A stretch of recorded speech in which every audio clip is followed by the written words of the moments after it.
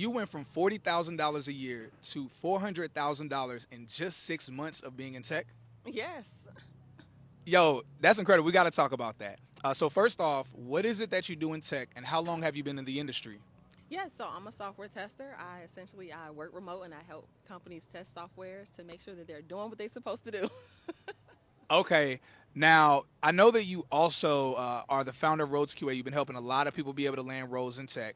So people want to know this. I want to know this. About how many people have you been able to help land roles in tech so far? And when we talked about that $400,000 in just 6 months, was that from you being a founder or was that from you working in tech? Yeah, so we've helped almost 100 people now. It's about 90 plus land software testing roles from no experience, no degree, no certifications.